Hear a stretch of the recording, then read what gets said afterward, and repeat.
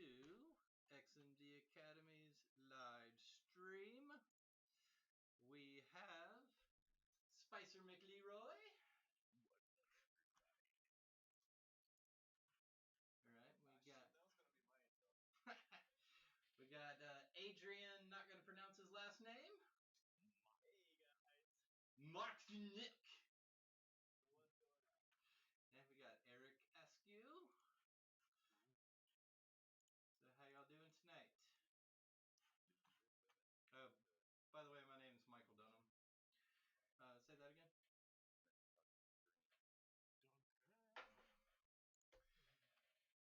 Yeah, so we got a live sculpt tonight, a little bit of a Sculpt-off challenge.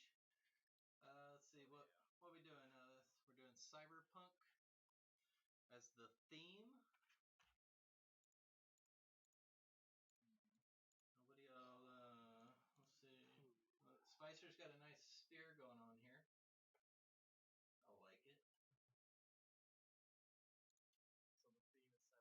So the theme is Cyberpunk, right? Theme is Cyberpunk. Let me see here. All right.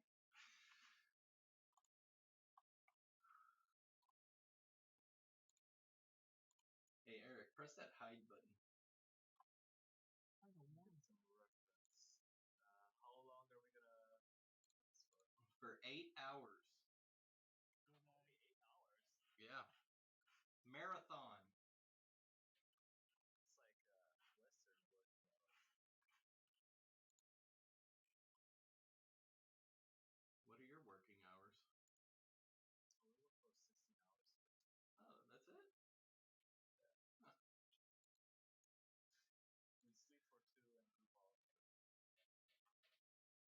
We sleep for 2 and group all. Community work because everyone gets paid. Just let me know if my chair gets too squeaky. It likes to squeak.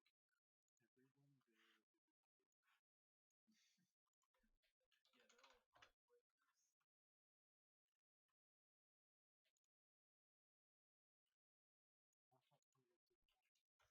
Yeah, they're all heartbreakers.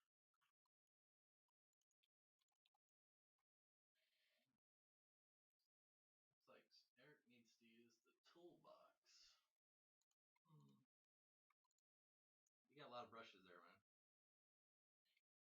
Check it. Check it, Will. All your brushes. I have any brushes in here. Who are you looking at?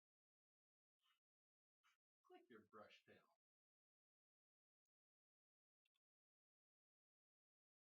That.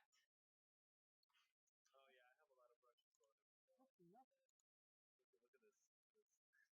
I was actually working on a custom brush just for that. And most of these are just instant brushes that I did. Did you know that if you have meat objects, you can actually create an insert meat mesh out of already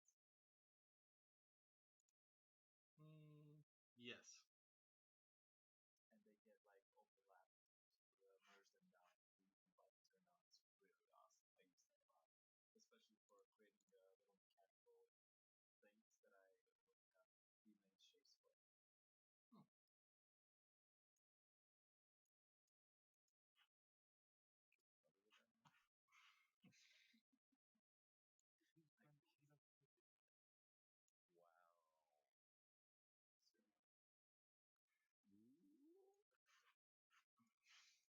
Wow. Alright, Aniket said the audio is low. How do I turn it up? Your audio.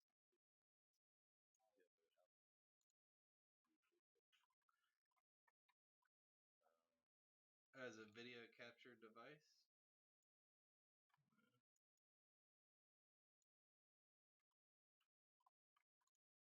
Display capture. So yeah, it gets too loud for you guys, right? It hasn't changed at all? Oh. What about now? It may just be. Okay, first of all, I will be finishing this concept. For some reason I can't type in the chat. If I do, it disappears. If I press sign into chat, it just comes back on. It tells me to sign back in. Why can't I sign in?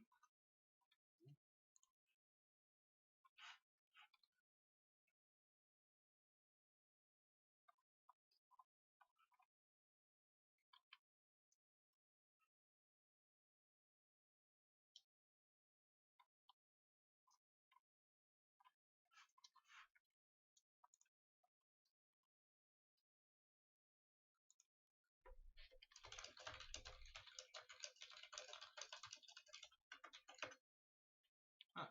Yeah, whenever I type in chat, it just pops in there and then it disappears. Weird.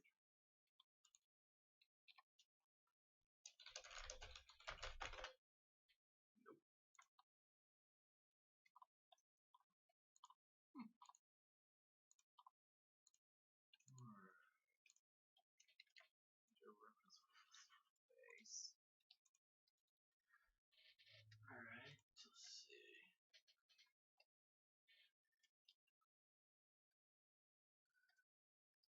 So, Ad, what you got going on here? Well, I will be finishing this concept, and then I'm going to start modeling it.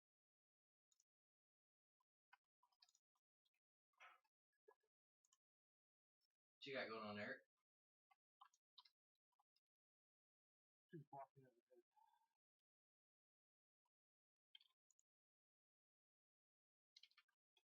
That's exactly what I'm doing. I was just about to. What are you doing? Yes, I do. What are you doing?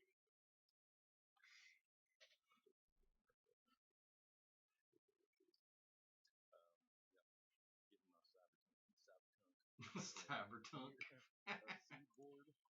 Yeah, getting a new board together, putting in Puref, we go in a certain direction. I don't know. We're waiting on the chat to see if they got any suggestions. We'll go. And drinking coffee. Drinking coffee. So, anybody else drinking coffee? Well, I'm drinking sludge. Is it all like burnt? It's really not. Oh shit! Sorry about that.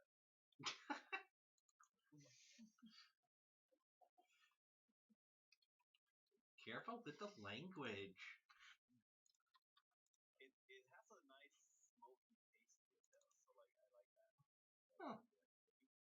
Yeah, it's kind of smoky. It tastes like burnt asshole. Hey man.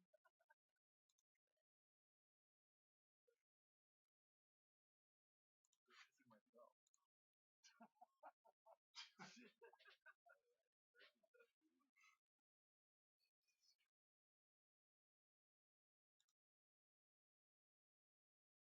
I want to have that burnt asshole flavor.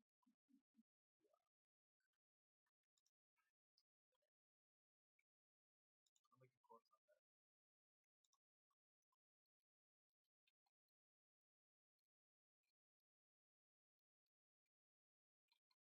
All right, Spicer, come on.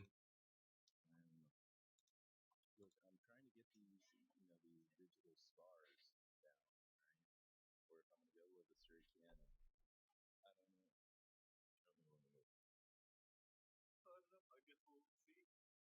guess we'll see what she lady I can come up with.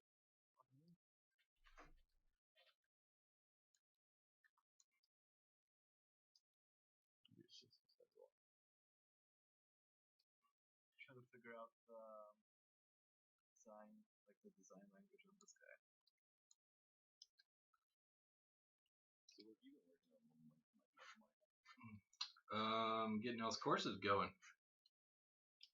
Oh, what courses are you talking about? Well, I will tell you a little bit about that. Let me pull up my screen here for a second. Oh. So let's see here. Turn on that one. Turn on this one. So if you aren't aware, XMD Academy is starting its next term. Oh, I like that red one. Yeah. This is Adrian's course right here. I'll just look right in here. Etiquette, yes, we're doing Cyberpunk theme.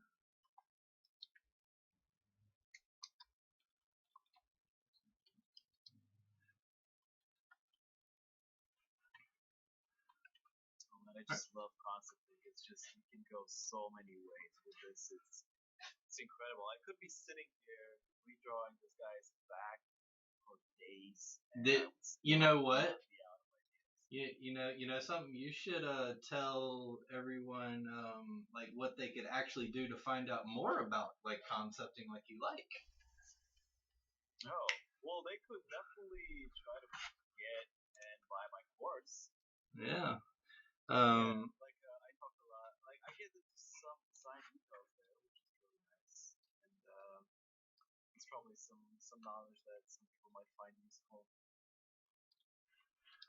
I'm definitely very passionate about what I do, and I try to always find like the core out of everything that I learn, so I can package all my knowledge into little snippets of wisdom. Yeah. Let's see. So Aniket said audio is still low on YouTube. I turned it up.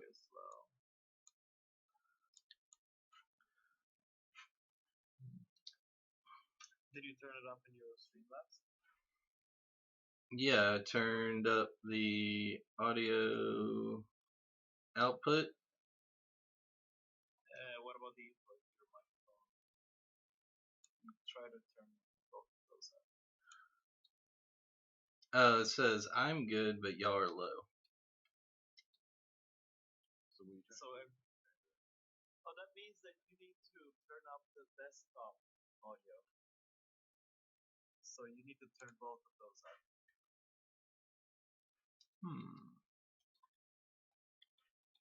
I don't have a thing for desktop audio. Here we go. You know what's fucking happening. You should have two, like if you look at my screen, so if you look at my screen, if you have Streamlabs, you should have two sliders, yeah? One for your mic and one for desktop audio. Yeah, I don't see that. I don't see desktop audio one.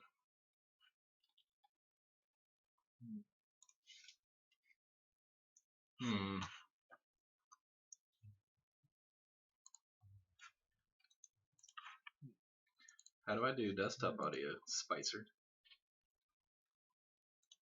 You should know this.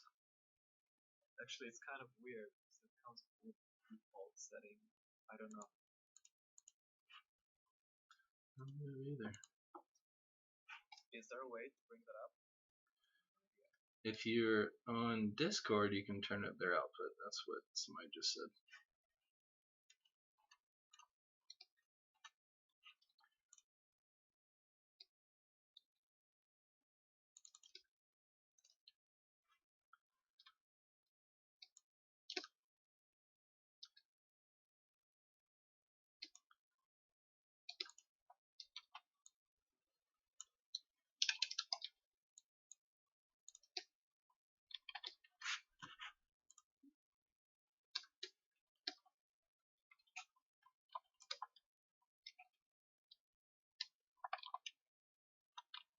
Somebody's got a loud keyboard.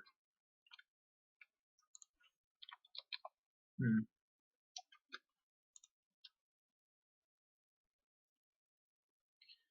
think Spicer is trying to research on how to do that. So that's probably not that. This is muted. Also, do you hear my mic tapping? Yes. Is it too loud?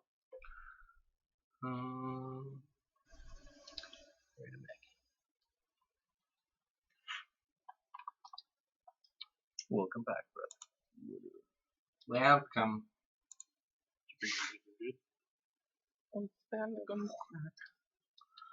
Huh, he said it's much better now. I did it on my actual computer audio. Oh, yeah. Now y'all are really loud to me, but as long as other people can hear it.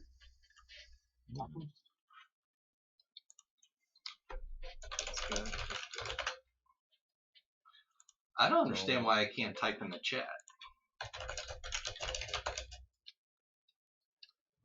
You're talking about the Hangout chat? No, on Streamlabs, whenever, you know how it says sign in to chat? If I click that, it won't work. Yeah, that doesn't really work all the time there. And then You're just gonna have to... well, if I do it in the Restream chat, if I type in something, it just goes away. So Restream doesn't work, and Is it the app or is it the web? I think it's both. Well, because the web is working for me. I'm getting my stuff in. So on the Restream IO? Yeah, on the browser version, I get that. Oh, where's the browser version? Oh, there's the browser version. Oh, I didn't know there was one.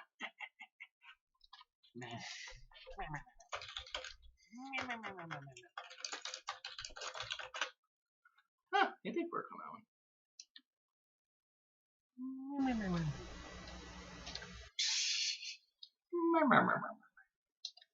Okay. So, Eric, looking good. This going to be a Cyberpunk demon? In some Cyberpunk, there's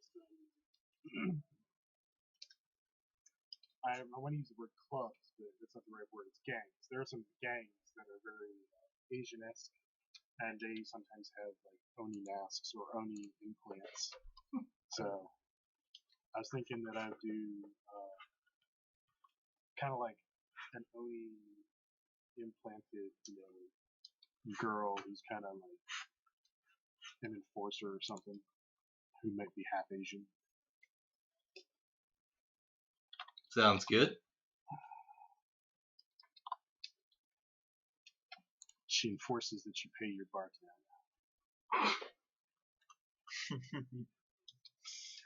Oh man, I should probably do that as well. Have a bar. To have a bar tab? Yeah, have a bar tab. They didn't have change. Oh my god. Just put it on my tab. And the Alright, so Spicer, Yes, sir. I hear you have a course or something. Mm-hmm. Oh yeah, for sure. It's at the XMD Academy. We got 100% approval rating on the course, right? Everybody loved it. Under promise, over deliver. That's what we do. Under promise, over deliver. Under promise, over deliver. Every single time. Right? So we're teaching character creation for collectibles over at the Academy, and it's got a whole lot of anatomy, a whole lot of ZBrush, a lot of foundational things that I see most people kind of lacking whenever they're first starting out. This is definitely geared towards beginner to intermediate. If you know how to use a program of ZBrush, then it's definitely for you. definitely perfect time to get it and start learning, because it's going to set you on a really well, for me, I think it's a good foundation for the rest of your sculpting career. Maybe not your comedy career or social career, but definitely sculptural. I think it would benefit anybody who's starting out or decided that it's time to get real serious about it. Even if I'm a farmer? Mm-hmm. Even if you're a fabber, Getting corn out and wherever, and you love ZBrush at the same time, this course is for you. Oh man, that's awesome. Right? But if you're a bee corner, I don't know, corn, watermelon, and asparagus, those type of farmers, this course is for you. I heard sapper, not farmer. I mean that too, but Michael. Yeah. I hear you are the CEO of the XMD Academy. Yes, I am. Okay, quick question. Mhm. Can the instructors trade courses? As an instructor, you have access to all the courses. Oh my god, okay. Spicer, all your knowledge are mine. Well, you have to buy them. You have not been paying your 3% dues,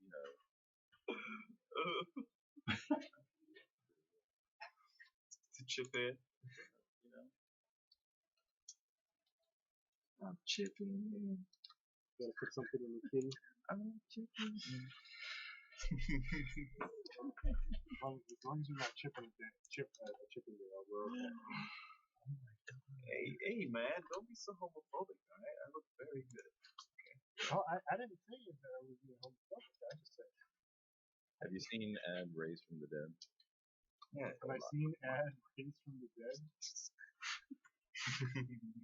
He came into the hangout once, and he Oh god! and I'm like, hey, Ad, what's up? And I don't see Ad, and then he like rises up like Dracula with his arms. That was the most hilarious thing in recent memory that's happened over video. I'm gonna have to see a replay of that. Mm-hmm. Oh man, that's how I should have done my intro index. Oh yeah.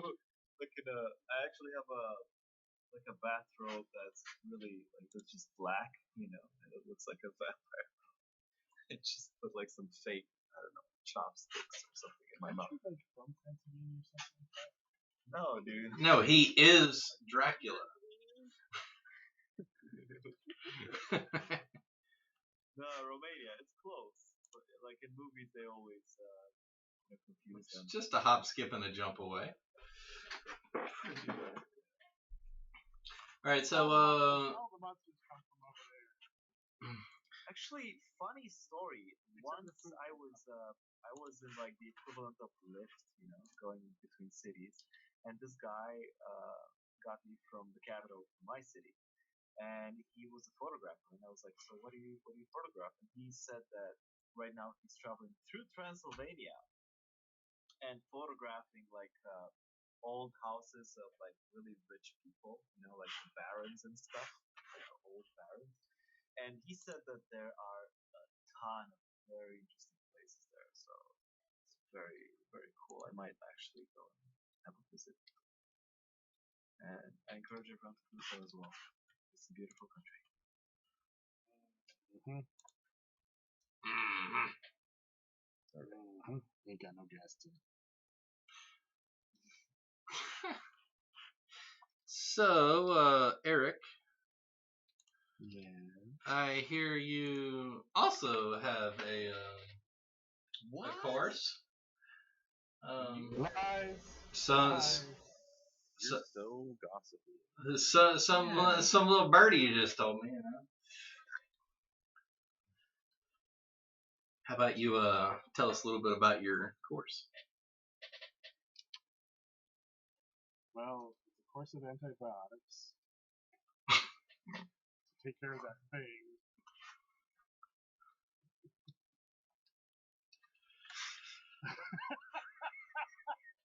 Damn, you've been around, huh?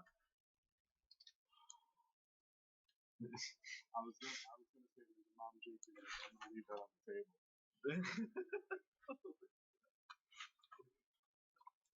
I love it. Let's see. Yeah, I'm doing a course on how to prepare your models for 3D printing. Basically, to sort of,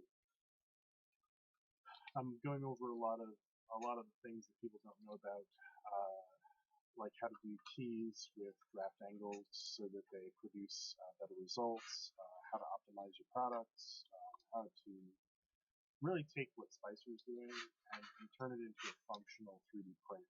that's going to be easy to work with and provide really, really solid results. Sadly, I see a lot of professionals out there that are great in software, but they're really weak when it comes to, and they don't know it.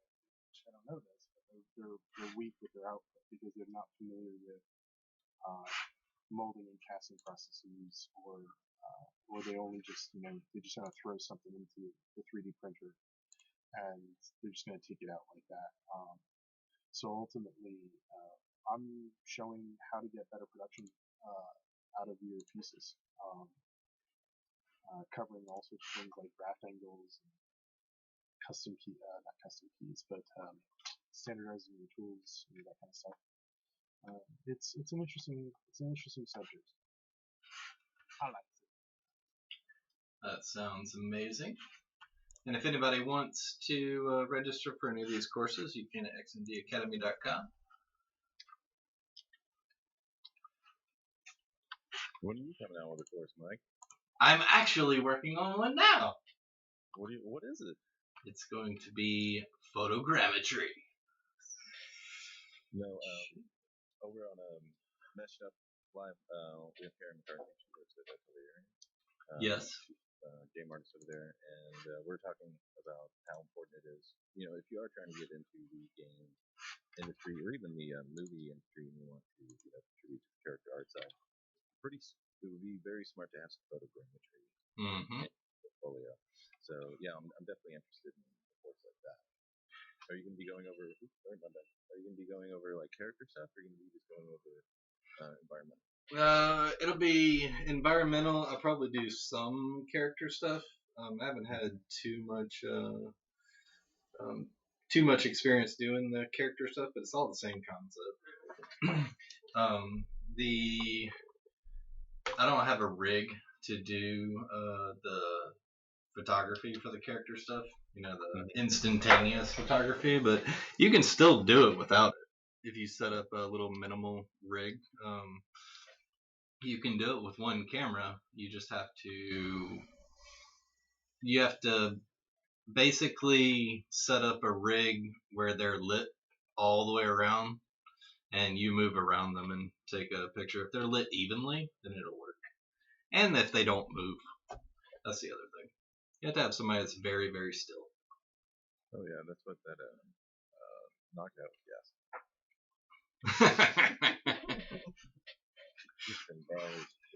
Didn't you get in trouble for roofies? No. He never got caught. I never got caught. And then all of a sudden, Eric goes, me too. Me too. Is that a hashtag?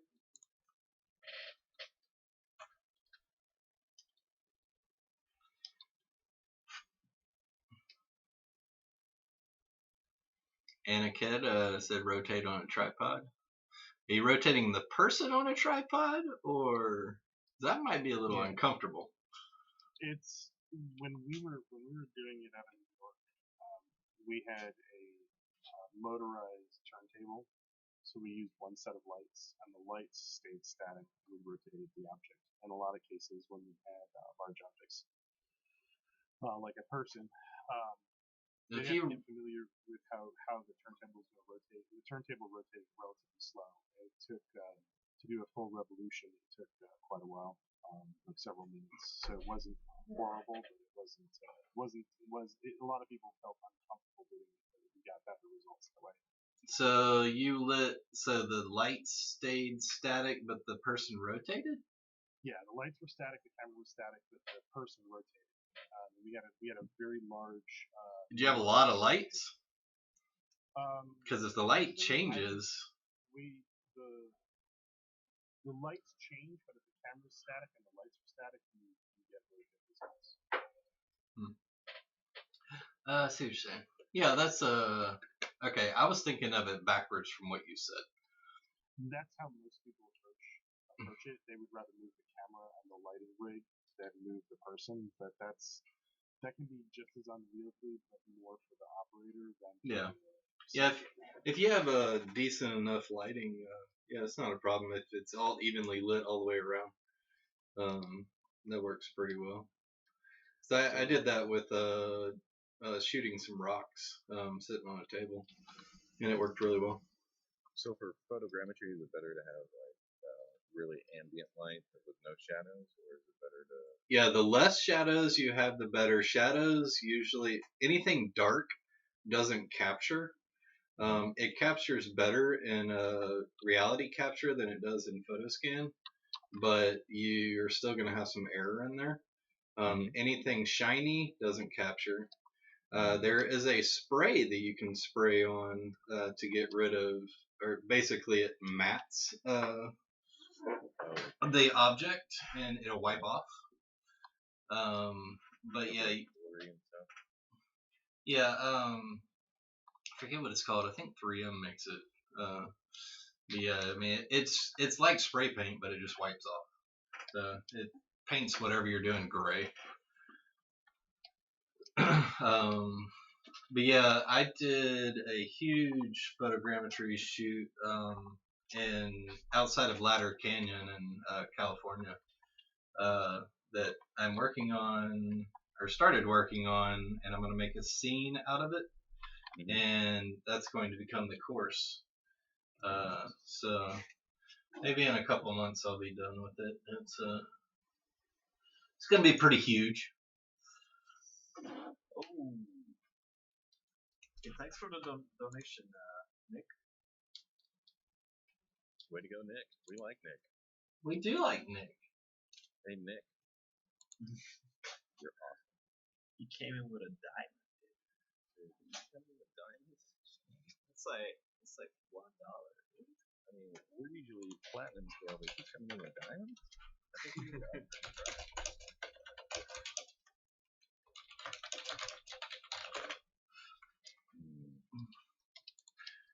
So let's see. Yeah, what are you streaming to, Ed? D-Live. Oh yeah, I should have streamed to D-Live. Why don't you remind me, Spicer? Yeah, it's all your fault, Spicer. It's always like. It's totally your fault. The thing about D-Live, what I noticed was that if you're doing 2D or anything entertainment, people are going to watch. But if you're doing anything more complicated, people are not really going to. It's not. That crowd is not really there to stay and pay attention and to know what you're actually talking about, except other streamers that are doing that. Usually. Yeah, it's kind of really hard to stream something 3D and for people that are not in the industry to look at it, because they're probably going to get bored. They're like, what is he doing playing with those numbers there most of the time? Yeah, probably apparently that music is a free musician. If you look at the top 40, you know, that is not for musicians, but for people that listen to music. You know, like the same thing. You know, like usually sculpting and stuff is for people that are in the know. Yeah. Well, it's not for, you know, the mass audience, but if we can just get a sci-fi show, sure, we can compete with Face Off and all the rest. You think so? Yeah, dude.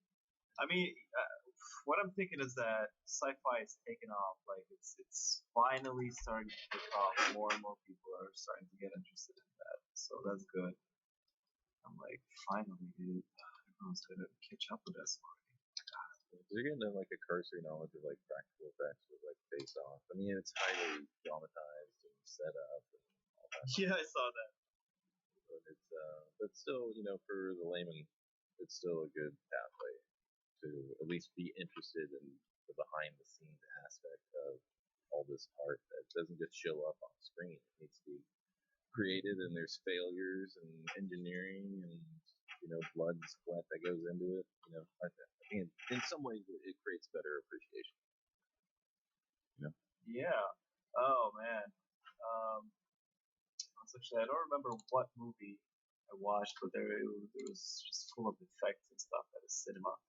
And when I was going out when the movie ended, there was a couple in front of me. This was hilarious. So the girl was like, "Did you see all that? Like all those buildings and all that stuff was being destroyed while everything was like moving and stuff." And the guy was like, "Oh yeah, that's just not on the computer, right?" And then And then she was like, yeah, but someone actually had to work on that. And I was like, tip of my hat to you. Like, damn, yeah, that's. I wanted to be like, hey, can I borrow her for like a date or something? Very nice, very much. You wanted to borrow her so she could have the babies. Maybe that would be interesting. Unlike my current babies. Right. My clone.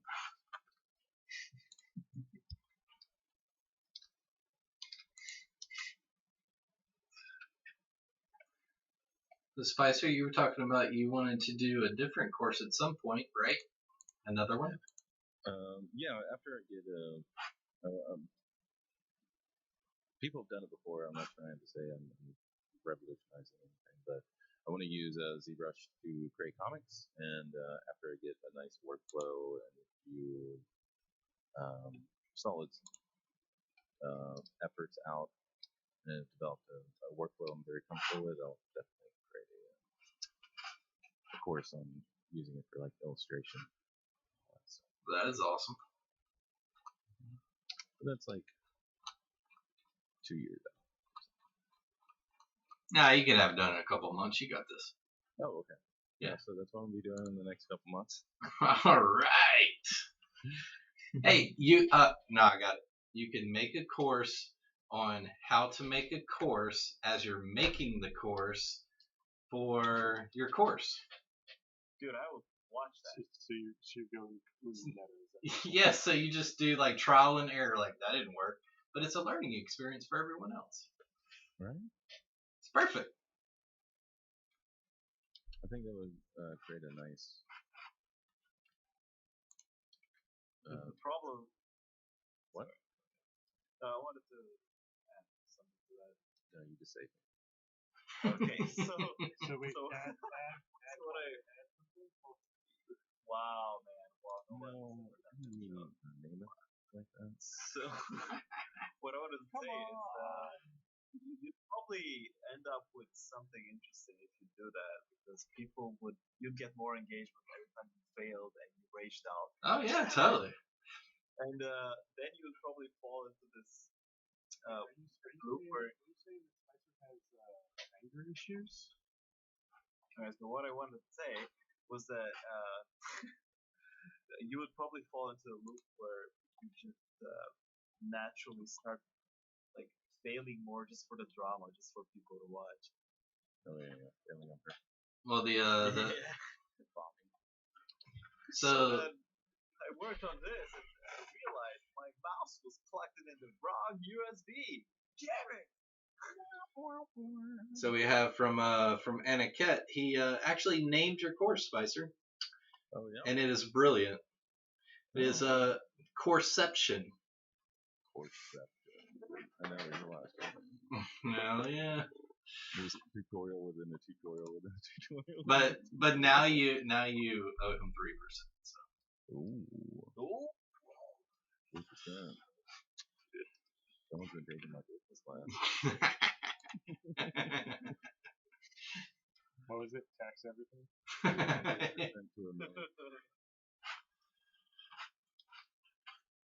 So this week we're gonna learn the concept of taxing everything. You gotta tax everything. Next week we're gonna learn about taxing everything. Have you ever wanted to create a religion? That'd be awesome. Let's make a cult, dude. We'll make a church and then tax that. Yeah. The tax people will get it. You know what frustrates me is when you find out that there's a company that's successful and they don't pay any taxes because they run it all through their charity. They run it through their charity, and they essentially it's not laundering money, but it's basically like, hey, I know what it is. It's called a nonprofit. They run it through their nonprofit, so they don't have to pay taxes.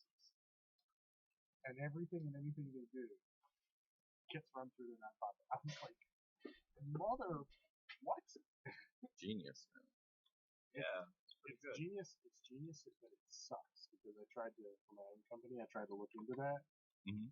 And setting up the nonprofit is not like out of the question, but it's just like It's hard to do, right? you actually have to have a non-profit. You can't just be like, I save bottle caps so they don't go in the ocean. No, you have to do a non-profit. It's pretty genius. It's pretty sketchy. It's really sketchy. Yeah, but good marketing, just like Belle Delphine selling her bathwater. Did you know that? You know that she's being sued because none of her is in it, and people are losing their minds about it. That's why they wanted it. They had it. Man. did like a I don't know, biologist. Someone paid to have the water tested. Oh my god! And they're taking her to court. Oh man. Are you serious? I'm serious. Maybe that's probably because she didn't design her disclaimer properly. I'm thinking. You know what? No, what? Don't buy my bathwater right now. Nobody wants your bathwater. What? If somebody wants your bathwater, okay, Anna Cat wants your bathwater. Okay. Anna Cat's like, I'm all over that dude. Or better yet, I want that dude all over me. Wow! The twist. Damn. Why do you think anybody would buy bathwater? To take baths, obviously. No. You're not gonna take baths with tap water. Come on, bro. You're killing me, Smalls.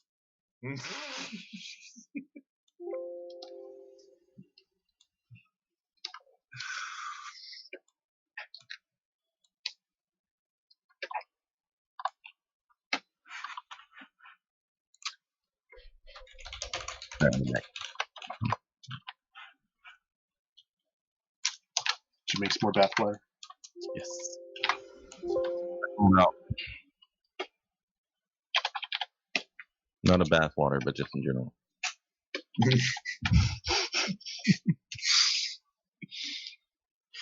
Alright, so at some point I'm going to have to figure out the audio because I have to turn it way up on my own for everybody else to hear you.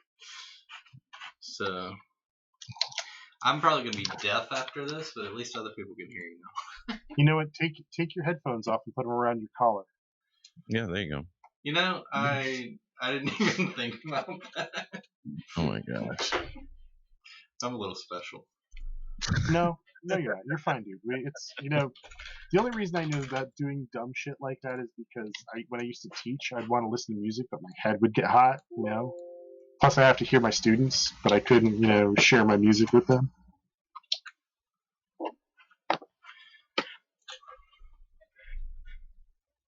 I got a friend request. Uh-oh.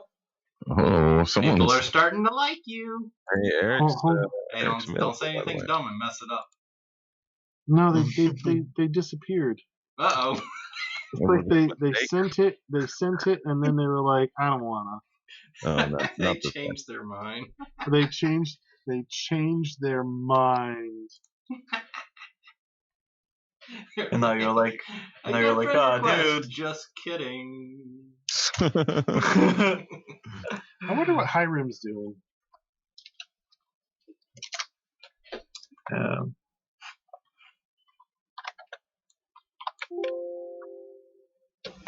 Alright, so at least we'll be able to use the last 45 minutes of this. Mm-hmm. What do you want to use it for? Oh, you mean for the audio, right? Yeah. People can only hear me.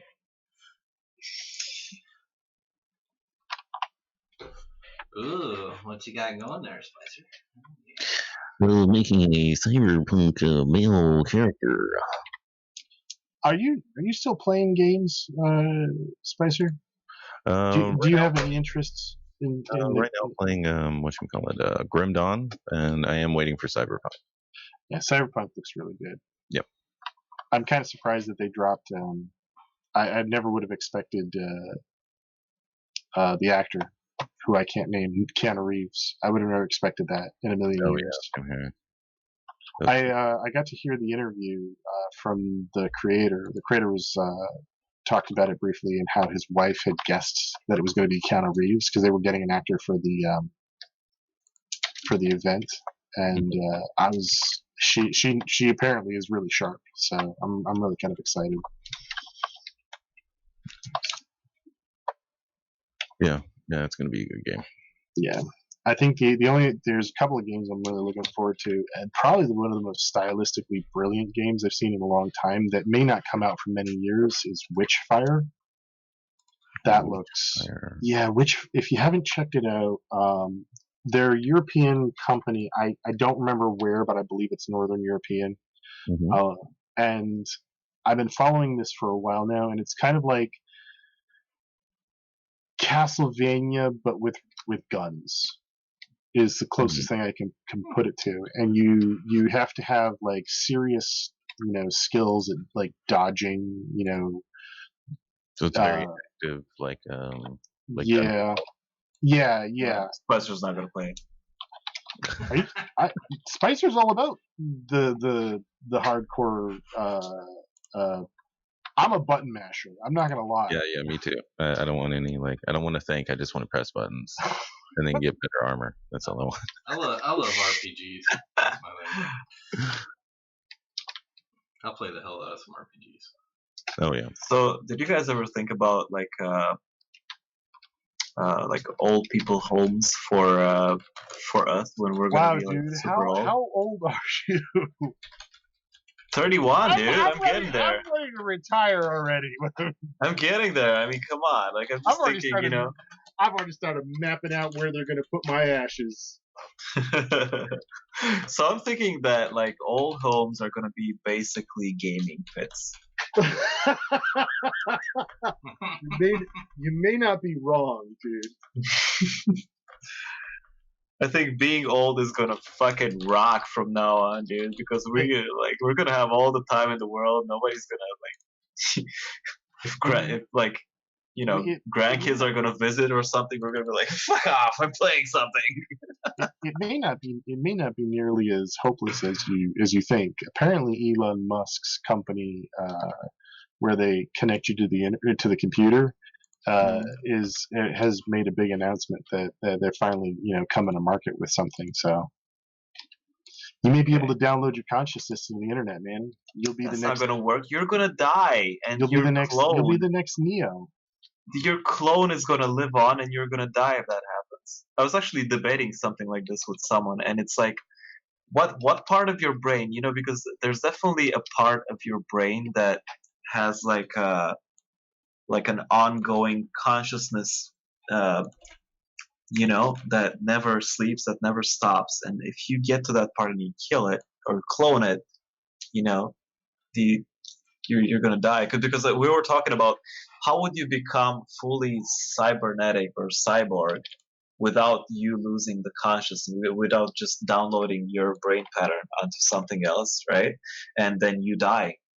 And one of the solutions was you just systematically replace gradually parts of your brain, right? So you still have a sense of yourself while parts are still being replaced and cloned, and then you just integrate them.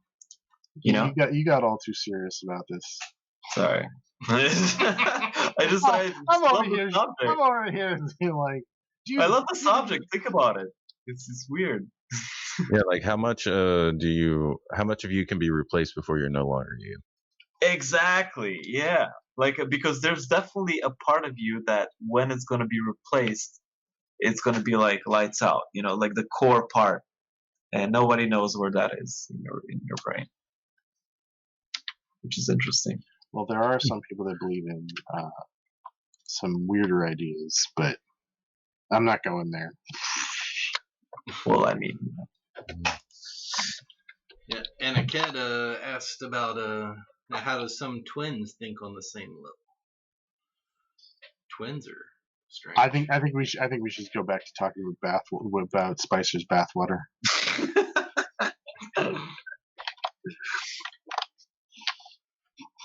I mean, twins are different. Spicer's bathwater for when you need that spicy experience.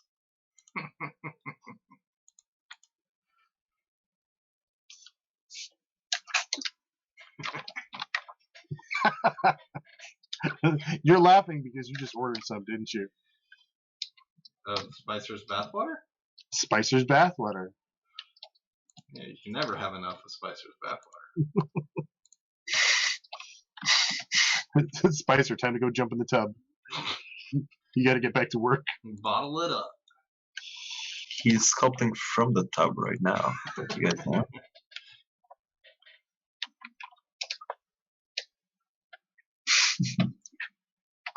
Scared him off. His mouth is dead. To rock his feet.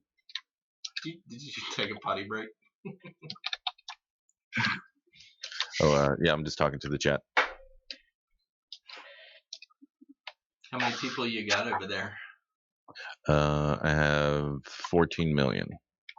14 million? Nice. Mm-hmm. Well, that's less than your usual. I know.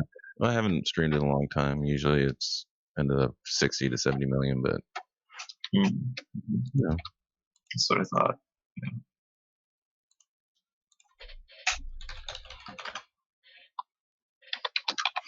I think I have a good idea of where I want to take this guy. Out to lunch.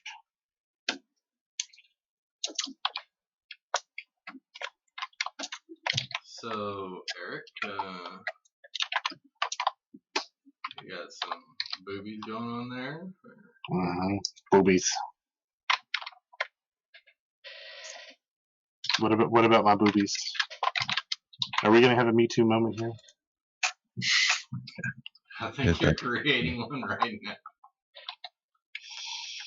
Are you telling me that there's something wrong with boobs? By the way, you've been uninvited.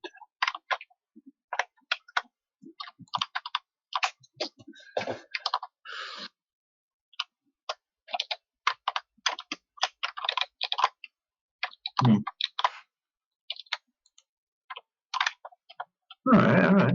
I can work with this.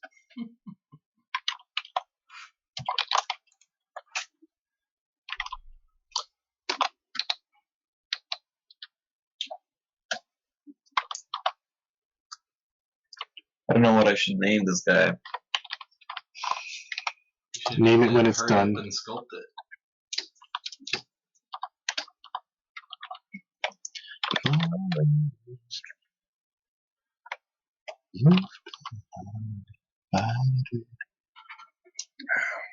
You can name him Butt Butter.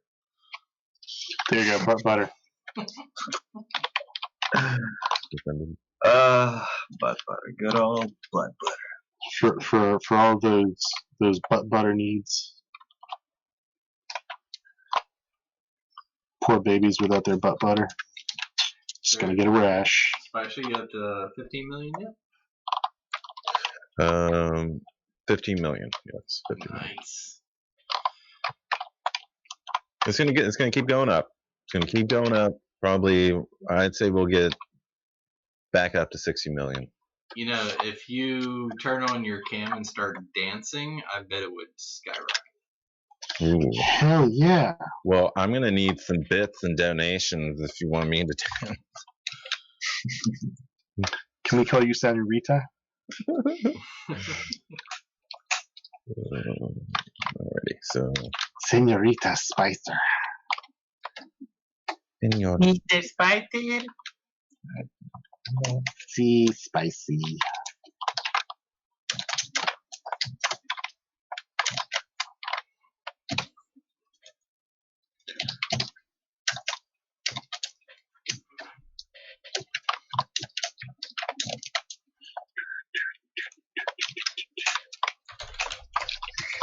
She's a demon hot dog for when you want to have that extra spicy experience.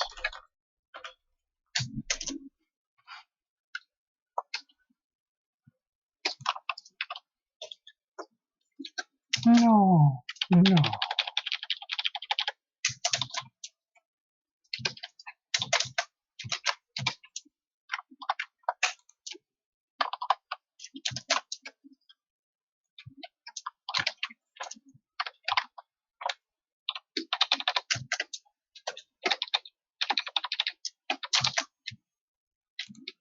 Man, y'all are some loud clickers. I don't know. I've heard a couple of people say that. I've heard a couple people say that you could do like get a mechanical keyboard and it'll be louder. But I gotta update my keyboard one of these days soon. Dude, I hate people with mechanical keyboards. Oh my god. You hate the people, not the mechanical keyboard, but the actual individual. Well, yeah, because you have to be a certain type of person to buy that kind of stuff. Wow. So are you saying you're racist? Hey, Chad, I need you to send a hashtag out right now. Hashtag add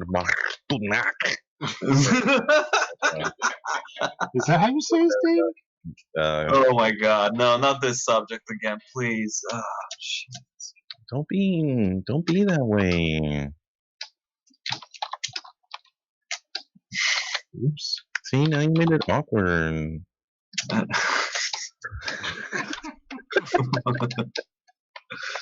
you, Spicer. Damn you, Spicer! No, I love you. I trusted you! Sculptastic asks why we all sound like gamers. We all sound like what now? Gamers. Oh. Oh, awesome. Well, I'm not gonna say that I'm not a gamer, but it's not like my Top 3 games, Eric. existence. What's that? Top 3 games, go. Top 3 games. Probably Titanfall, almost anything out of Halo, and What? You play Titanfall? I didn't know dude, that. I've got the Titan. Oh, Dude, I didn't see that. I don't like the Titan designs though. Like I don't really like those. I've got the Titan. I've got the Titan. That's awesome. That's pretty cool. Yeah, hold on, hold on. Yeah, it's awesome. We'll turn. Man, we can make it an enemy. that's awesome. I mean, Wait. Show that think again. I think Titanfall is one of the best games that has ever existed, especially when you just look at the navigation mechanics. Hey, real quick, Eric, bring that back. This might be the one thing that we both agree on. Well, I thought we both like women, but hey, if you want to disagree on that, man. I mean, it depends what kind, you know. Like, I like the ones without mustache, so just saying. God, you're such a dickhead. Hey, just because I dated your mom once doesn't mean. Whoa! Mom drugs? Oh my god. So I brought it back. What did you want to see, Mike? I just wanted to get it on camera because it's awesome. Oh yeah, check this out. So I have the other soldier taken off because his base is kind of crappy, but the light changes, and you can see that this guy is an alternate. So he's jumping on to either pull the core or drop a bomb on it. So you can see how it goes red, and his visor lights up. Hold on a second, as I destroy my keyboard. Where did you get that? It came with the elite version of the game. No way, really? For Titanfall 2. And it cost me like $800. No, it cost a couple $100. And it's probably one of the best statues ever. I mean, I've got a Gears of War one over there, which I used to hold in a pen. I've never seen one that freaking big that comes with a game. That's crazy. Well, they did a lot of really cool things to make this statue. And if it wasn't for the fact that I only have one, I would disassemble it. But almost all of this is hollow. It's not a resin statue at all. It's actually kind of fragile by statue standards. Everything is injection molded. This base is actually slightly coming apart right here. But you can see the pins that they put in it. I knew a guy that had to work for Microsoft when this game came out, and a lot of these got returned because the guns were broken. I've actually got a small break in the model because I picked it up one time by a part that made it feel weak. So I usually try and two-hand it, to support the model. It's heavy. Probably, I'd say at the most it's 8 pounds, but it comes in a giant box. I mean, the box is 3 feet by 3 feet by 3 feet. It's massive. But all of this is injection molded. It's all put together in pieces. And the button for the lights is back here. I don't think I can replace the LED easily. Oh wait, I can. It's underneath this panel. But it's a monster. But I bought it because It's a beautiful monster. yeah, exactly. It's a beautiful monster. And I was getting into toy making, or I was already on my way into getting into toy making, and I needed to see how they were going to do this. And there's nothing about this that's unreasonable. In fact, Gundams are usually more complex than this, but this thing is way super complicated. And it's just a great model. It really shows how they transition from a game model to a physical model too. Because, for instance, the chest plate down here, you can barely see it, but they had to make sure that posed well without doing interpenetration. So they actually changed. I'm pretty sure that they changed this model for the toy versus what's in the game itself. Yeah. Because most video games have a lot of interpenetration. Mm. Oh my god. Yeah. Mm. That's why the girls love them so much. But yeah, this is a great model. You ruined it. Listen, that's my job. Yeah, ruin everything. Just don't drop that because we are live. So, Eric, Ultimate I'm actually fail. curious about something. No, Like- I don't have knee pads. Wow. No, I wanted to be like, so, like, if someone came to you, like, I was thinking at one point I had this idea of making sort of like a base rig, you know, like how I did my my basic robot pack. So like a base rig, and then you can actually attach armors and other parts on it. So you could change its armor and stuff like that, and you could also theoretically pose that thing and whatever. Okay, so I mean, it sounds interesting, but what's and I'm not trying to be a dick, but what's the question you're trying to ask? Because I'm confused. I'm getting lost. Okay, my question is, do you know, like, you probably know the technical aspects of making that, first of all, which is awesome. But I wanted to ask if you would actually know where to start to promote that.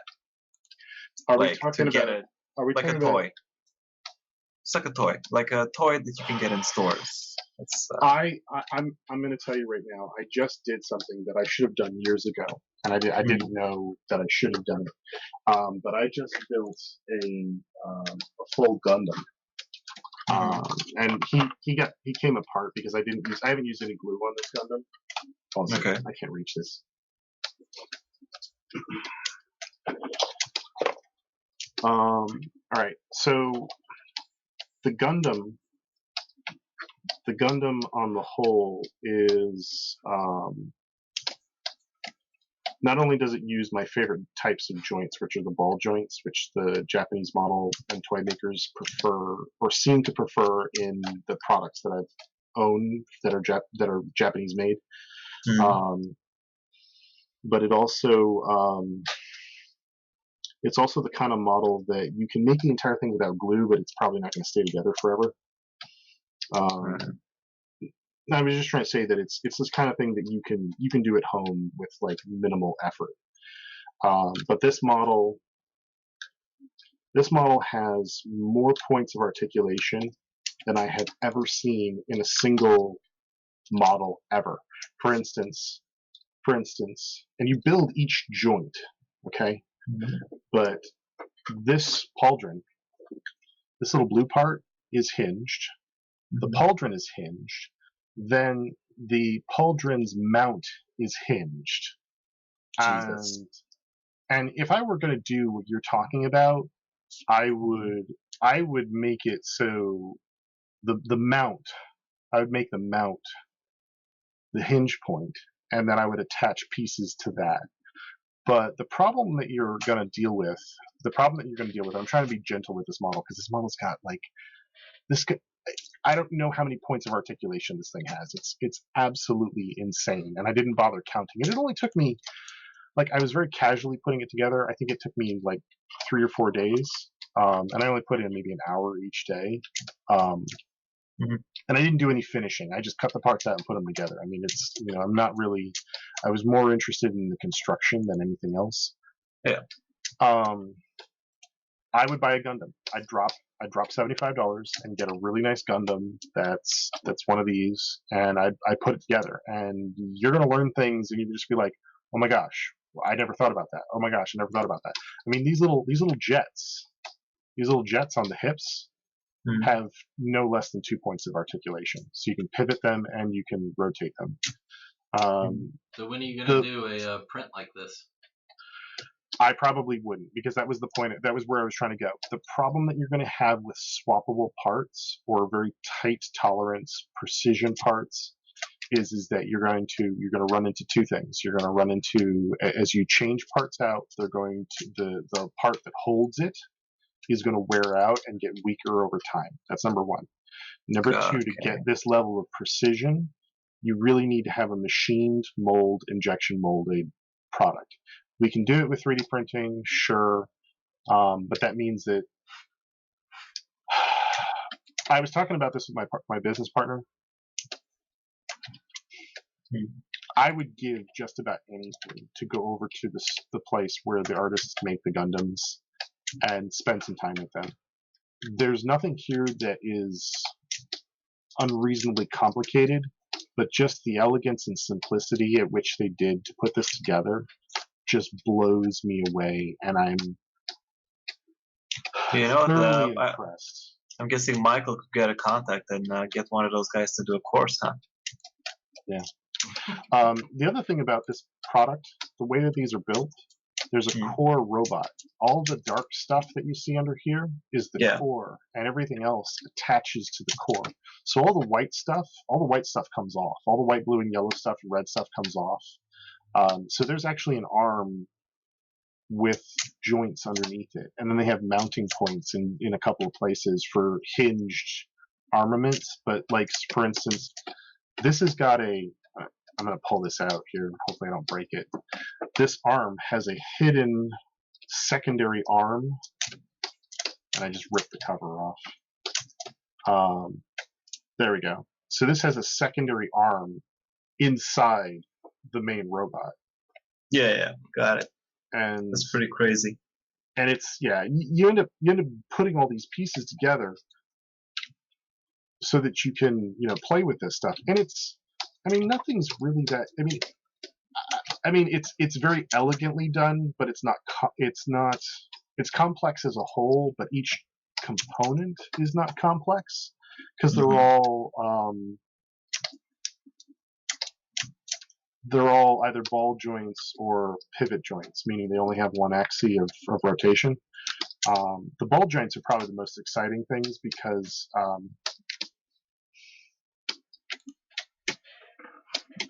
they're all compound pivot joints is what they are, meaning that for instance, this shoulder, it pivots this way and then it pivots that way and then it pivots again out of the other end. So you've got three points of articulation in that joint. And that's what toy making is all about. I'm not making highly jointed stuff like this, but I would love to learn from the Gundam guys about this stuff. This for me, it would be like winning the lotto to spend an afternoon with those guys.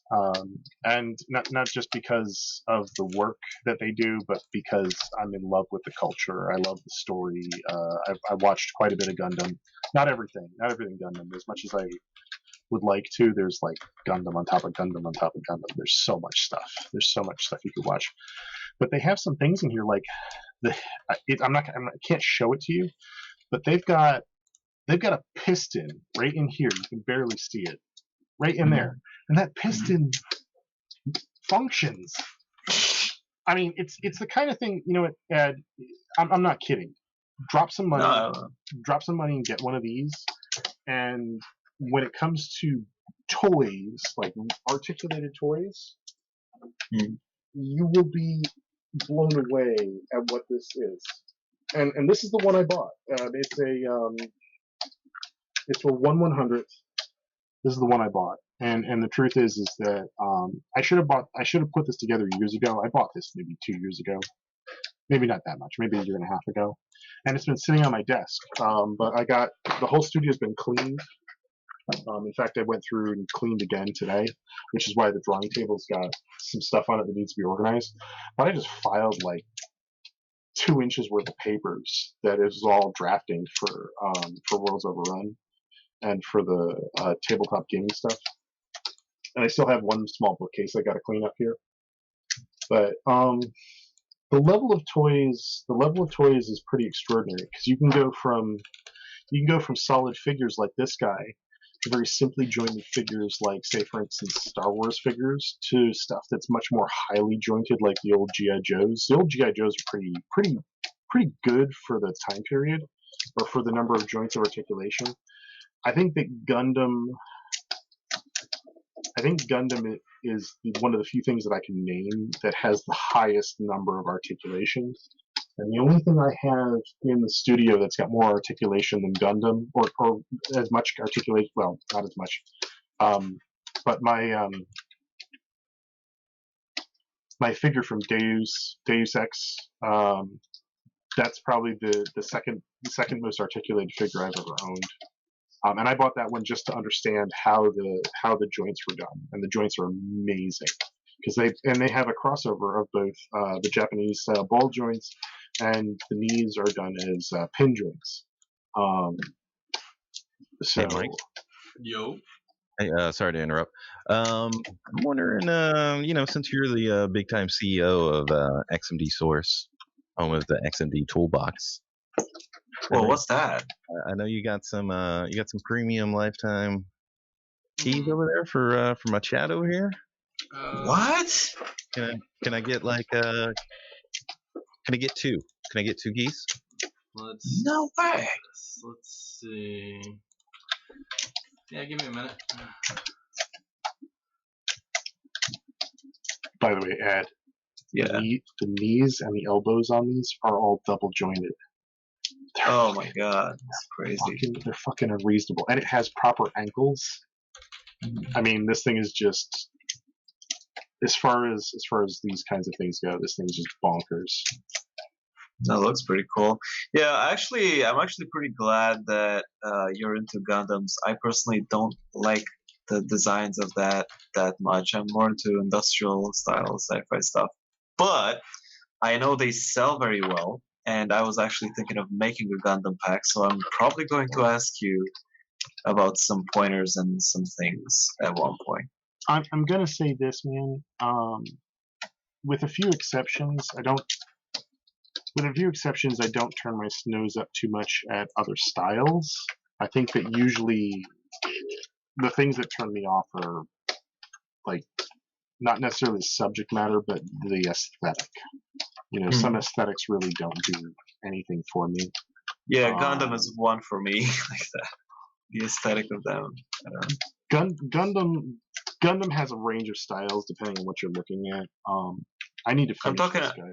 I know what you're talking about, but I'm talking about usually the ones that look like giant toys in anime. But I think the thing about this stuff, about these kinds of things,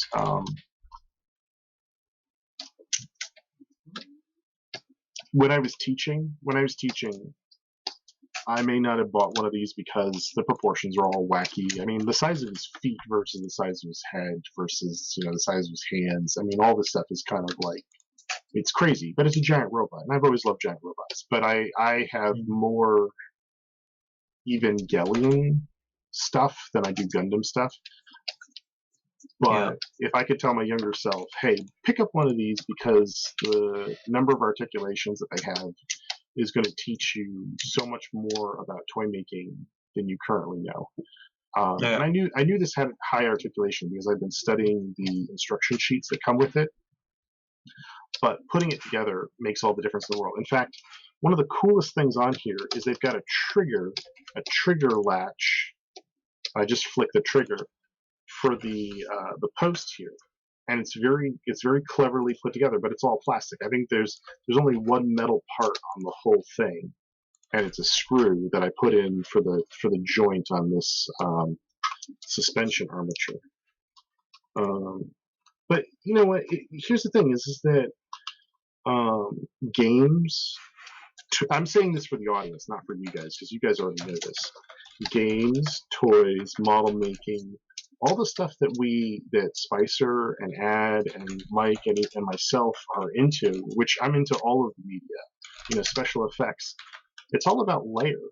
The more you layer something, the more you have the large, the medium, and the small in your build, or the more richly you layer your stuff, the more provocative it can be.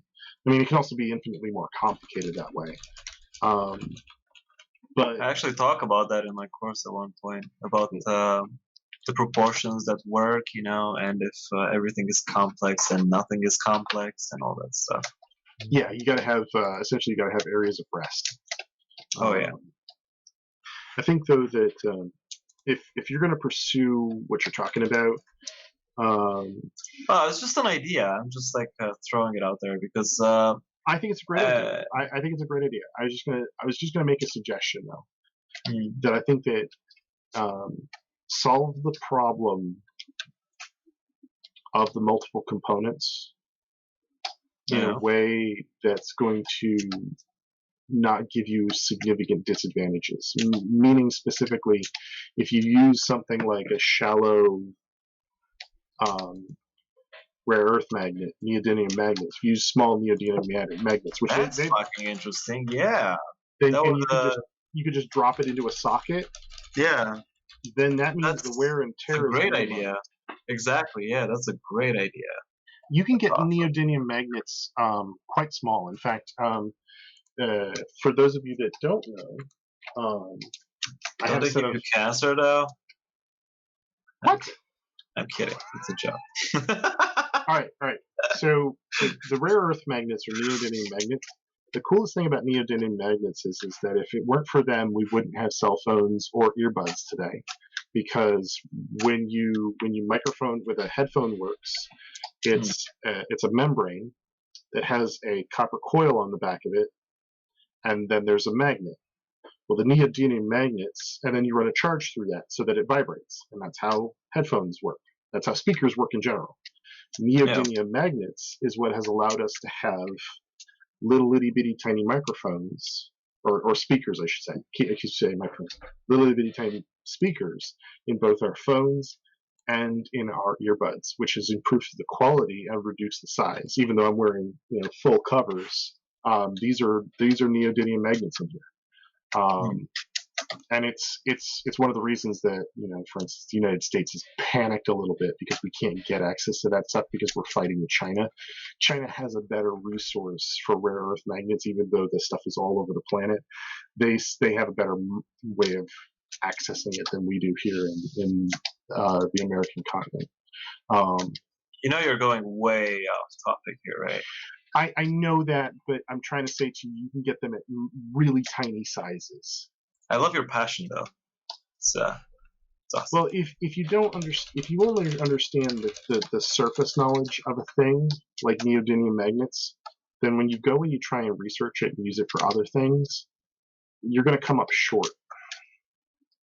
For instance, if you were doing what we're talking about, like a pauldron, I would have a round neodymium magnet in the shoulder, a key or a recess, and then I'd probably use a square or round neodymium magnet in the pauldron.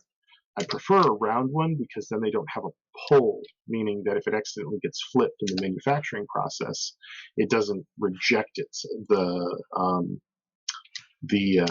other magnet. They don't push away from each other. Round magnets all pull towards each other. They do have a pull, but one's inside and one's on the outside. That's a great idea, though. That's a great idea for attaching like armor parts to something. That's great. Well, it's either that or you have to worry about something that's going to wear and tear. And yeah, exactly. Yeah. No, it's a great idea because I was thinking about one of my games is going to, well, if I'll get to ever make it, it's going to be about like little robot toy that's going to be cute, and theoretically in the game it would be like a nanny robot that takes care of kids, but it's going to be upgraded to other things. Anyway, so that's going to have a lot of changing parts in the game because it's going to get upgraded and can interchange into different things. And I was thinking that would be like a perfect thing for something like a toy. Well, when it comes to toys like what you're describing, you're gonna want to have several key toys or default modes. So let's say, for instance, one of your modes is the starter mode, where it's like, okay, we're just this. I know. Yeah. Okay, so those key modes are going to have. They're going to have to be very solid. Yeah, and let's say they have 16 accessories for each key mode. That means that, if you want to, maybe you can swap between key modes, but a lot of stuff may be specific for one key mode and not swappable. That means that in marketing or toy making, they have to buy all the keys so that they can have different modes or different outfits. So. Yeah, like another cool idea I was thinking about was about a free-to-play game where during the game you can actually swap armors, and different armors you can actually buy skins for. So it would be like it wouldn't be a pay-to-win, it would just be to buy skins. But at the same time, if you make toys with them, you can actually buy the toys and put the code from the toy and use those skins, in the game. Another idea that I was toying with was basically if you bought the skin in the game and you got that code to the store, you would get a discount for a specific type or whatever if you wanted to collect them. Just a lot of, I don't know, shit.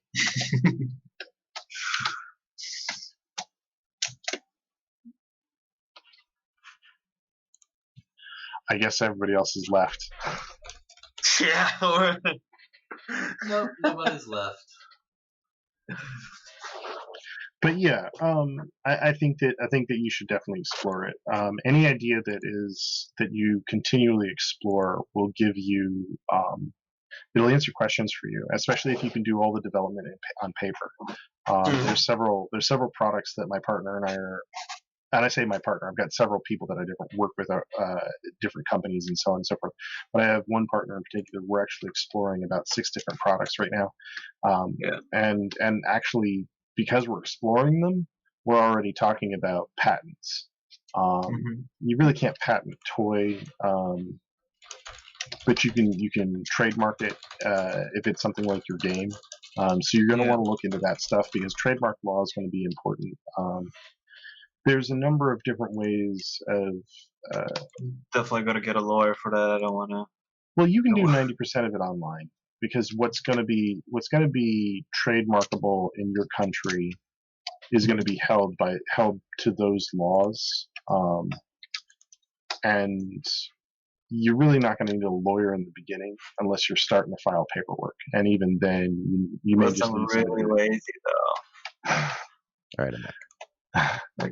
Well, no, but I don't know how you're friends with Spicer if you're really lazy. Because no, the thing is that in one point I'm pretty lazy to pay attention to these sort of details. I prefer to focus on the creative part and whatever, and just use all my energy then, and then just be brain dead for the rest of my life. And say, food, taxes, whatever, But I'm not going to lie. There's a part of me that would like to agree with that on some level, but the truth is that if you don't know, it'll come back and bite you in the ass. And you don't have to know it as well as they do, but you at least have to know. I know, and it always comes and bites me in the ass sometimes. But then I'm like, okay, fine, I'm gonna deal with this. Well, here's the thing: you're not filing paperwork tomorrow. I'm just saying, start looking into it casually. Because it may be important to you. Because if you say to me tomorrow, hey, I've got this toy and I've got this concept, and I'm going to be like, I don't want your idea, but I would still recommend, if you talk to anybody else, please make sure you have them sign a non-disclosure agreement. And this is, professionals do this. I have a non-disclosure, and I have other agreements with people that I work with, because if you're not covering your ass, if you're not protecting your own ideas and your own intellectual property, whether you're developing a product or a story or a game or a company or anything, you're basically letting it all hang out, and you're waiting for somebody to steal it from you. I've worked with a number of younger people, and I've worked with a number of adults who. Hey, Spicer, click on library.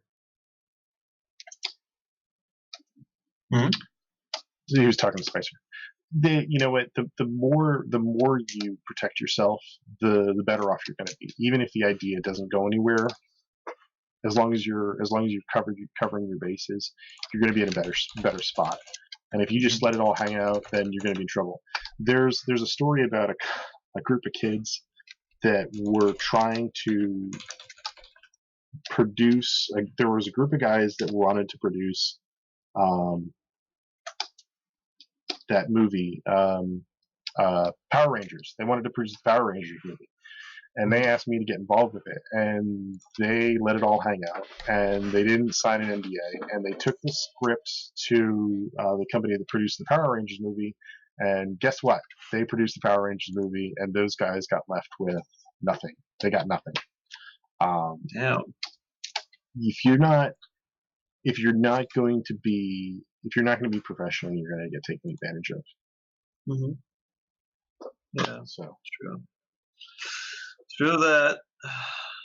I mean, I know I'm gonna screw up a lot of times because I'm not paying attention, but everybody screws up. It's okay to make mistakes. It's not okay to. It's not okay. It's okay to make mistakes. It's not okay to make the same mistake twice. And you're not stupid. You can make it twice. Just don't make it 3 times. Oh no! I know what you're saying. But I mean, I can't tell you to go and do what is going to protect you. I mean, if you don't want to do it, you don't want to do it. And I'm not looking to argue it or to push it on you. I'm just saying this is how you protect yourself. It's on you to do that. You know what I'm saying? Yeah. I know. So what you're saying is basically me talking about this on the stream is basically the worst. No. Because this entire concept that you're talking about on the stream, there's nothing unusual about this. I know. Hey, I'm gonna make egg people, and my egg people are gonna, I'm gonna make this whole game about egg people, and there's gonna be. I know what you're saying.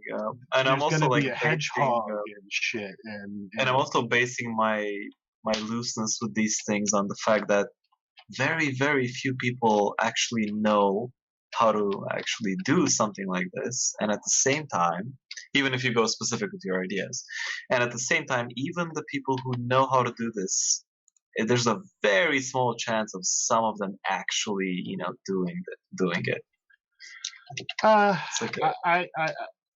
I can't subscribe to that because I've met people that are like ideas. They're all flashy people. You know what I mean? Yeah. They're all idea people. Yeah. Well, I'm kind of an idea person, but they're the kind of people that they're really good at selling stuff. They're really good at talking up a thing, and they will, if they hear an idea that they like, they go and market it and sell it and steal it out from under you. And there's a lot of people. I like Spicer's theory. Oversell it, actually over deliver, undersell it. I thought you were going the other way. I was like, there's nothing wrong with that either. Undersell it and over deliver. I love that idea because think about it. It's like you're going to get the people who are actually like, hey, maybe there's something onto this, and then they get invested, right? Instead of like really, really selling it and be people getting excited, and then they find out that they're not actually that interested, but because of your flair, right? They actually get the thing. And I think that there's But something there's something under what was it? Under promise, over deliver is I would say the biggest piece of business advice I could ever give anybody. Yeah, that's the best thing ever, man. that and bring your knee pads. Wow. No. Don't even spice her. Don't even. Because I brought my knee pads to you, man. Eric. We're having a Me Too moment. I don't wanna. Don't on the doll where the bad man touched you. Where the Batman touched you? Bad man touched you. Man.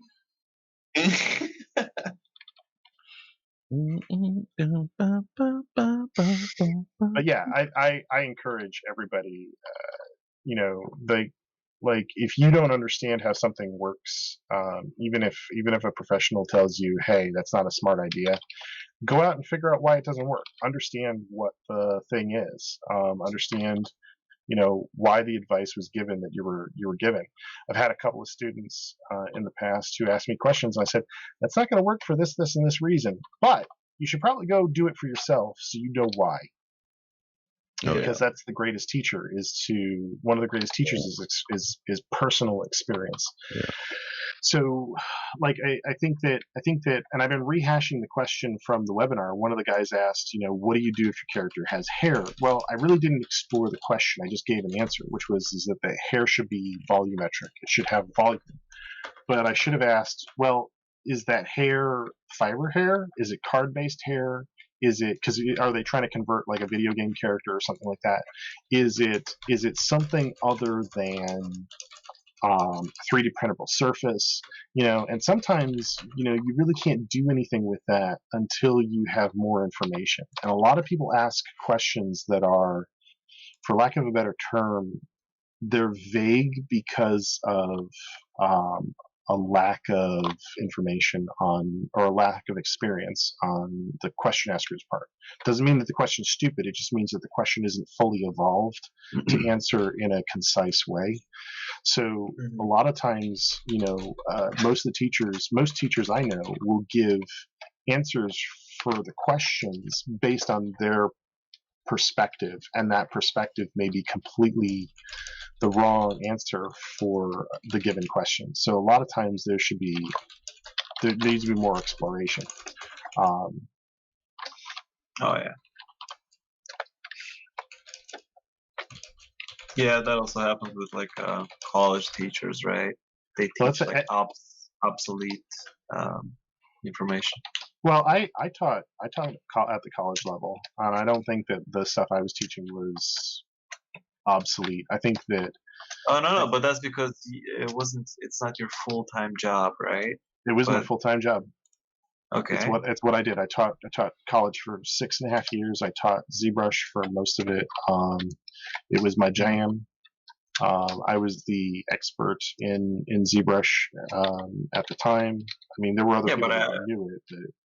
I know, but like I'm not talking about you specifically, because there are good teachers, right, that actually do make their homework.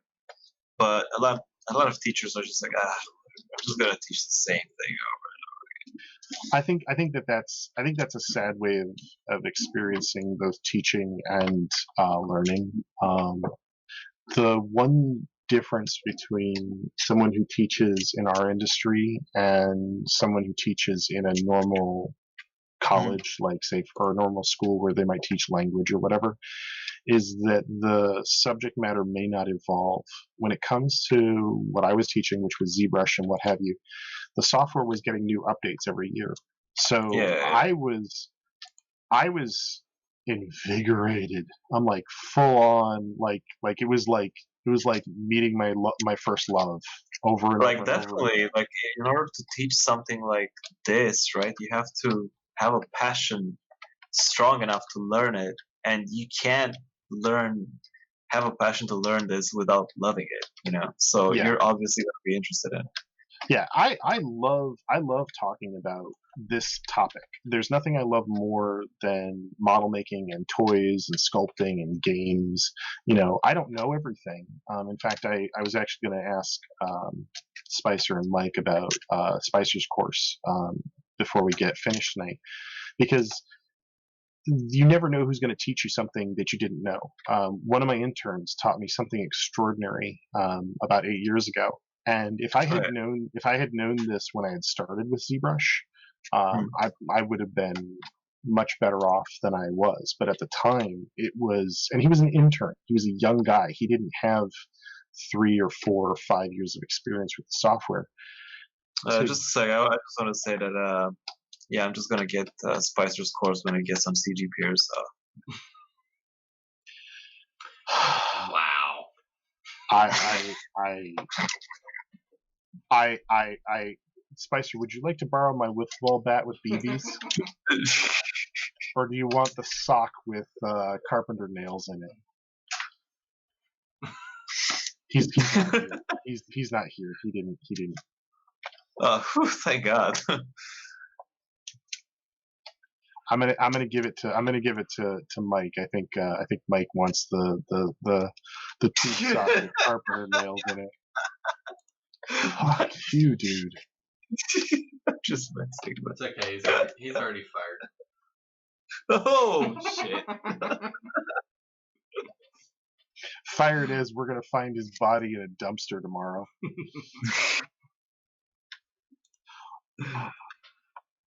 All right, I'm just about done here. So, for a quick model that's not. I'm actually kidding. Horrible. So for everyone that's watching, please buy the courses. Don't search for them on pirated sites, because we worked a lot on making these, and we like accumulated years of experience to actually be able to share this information. So yeah.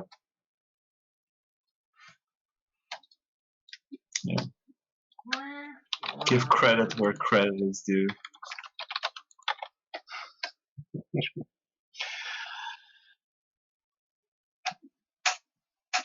How much more do you want to run this, Mike?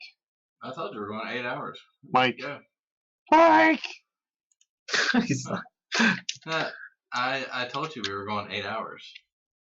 I don't have 8 dude. hours. I don't have 8 hours to give you, dude. It's okay. You can take a nap in between and then come back. I think your breasts need a little bit of anatomy there. They're just a block in. I was just trying to get because I don't even have her pectoral muscles in there, and they're not sculpted in. They're separate parts. If I were going to go further, I would flesh out her belly, find her pubic bone, get her hips going. But I was just kind of thinking, this would be really kind of cool as sort of,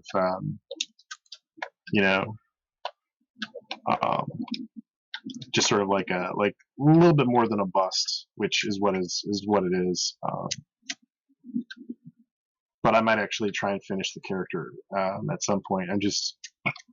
Plus I need to pose her. I really don't like just the static pose. I want to get more like I want to open her mouth and maybe put a cigarette in there and give her. I might also want to work her face a little bit. She's a little masculine at the moment, so I need to I want to keep some of the muscle structures, but I was trying to harden her cheekbones to make it look like she had implants in there. And it needs less talk, more doing. Yeah, less talk, more mouth opening, please. Well, I'm serious. I'm gonna be calling it a night here in a bit. Right, well, you did a lot.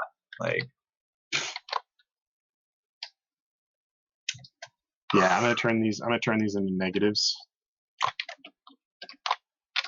I'm pretty tired. That's why I'm a little slow, but I'm really I gotta finish this character ASAP. This one's gonna be for Hiram. Yeah, he sent me a message. I don't know what he's doing, but he sent me a message. I miss Hiram. I mean, just go on a play date. I want to. He's my buddy. We were gonna go get tacos and talk to cute girls. because I don't know any cute girls except for Mike. Mike's the cutest girl. Well, yeah. Oh, But he's already taken.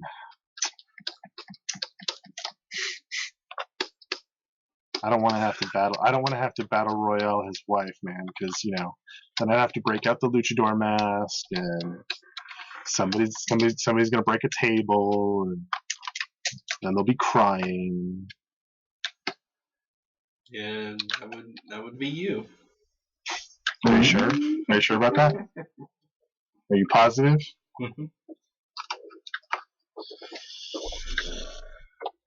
Looking good, Spacer. All right, I'm gonna try one of these thingies. is Spicer really gone? Like, is he just? He's He got sculpting. mad. He got mad and he left you. He's sculpting. He's just quiet. I'm guessing he's really tired, right? Dude, there we go. Check that out. There's my thought. That's great. It's great. How's the Is that a bug? Let me see what else is there. That's not. I don't like the background, but foreground looks cool. Let's see here. Let's try this one. It's not like it's 6:44 a.m. here. Grayscale that up. Oh, there you go. Mike, what do you think, man? You should be ready for the day, yeah? Yeah, dude. Yeah, no, I did. I got a lot done tonight, which is I'm really happy. Can barely wait to upload everything, and yeah, tomorrow I gotta do a concept for a client and get a payment advance. And then I gotta keep working on some other client work, and in between I gotta finish this model that I promised for her. She got a lot done, huh? And you didn't even have to wear your stripper boots.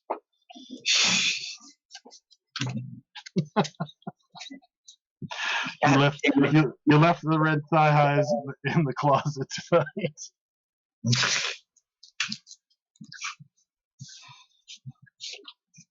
Oh man.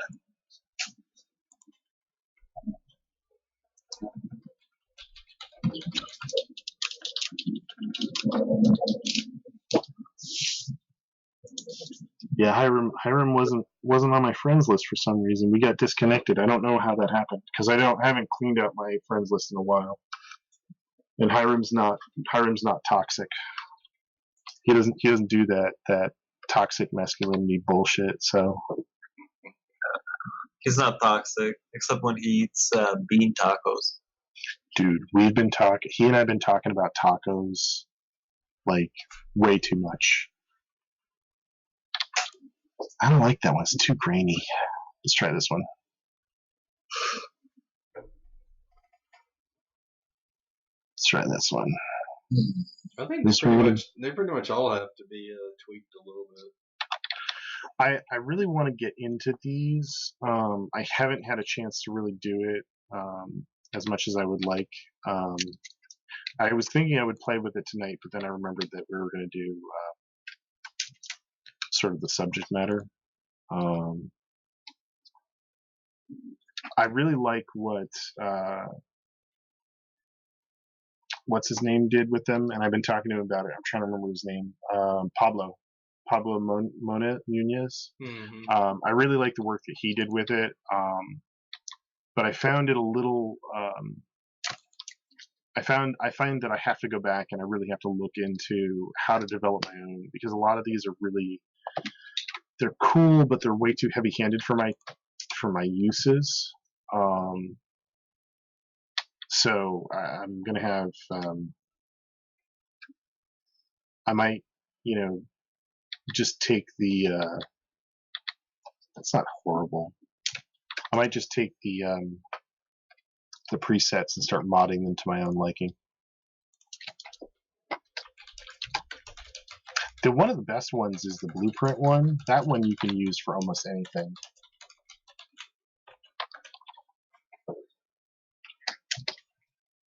Yeah, and there's a couple of them blueprint too. one's pretty cool. Huh? So the blueprint one's pretty cool. Yeah.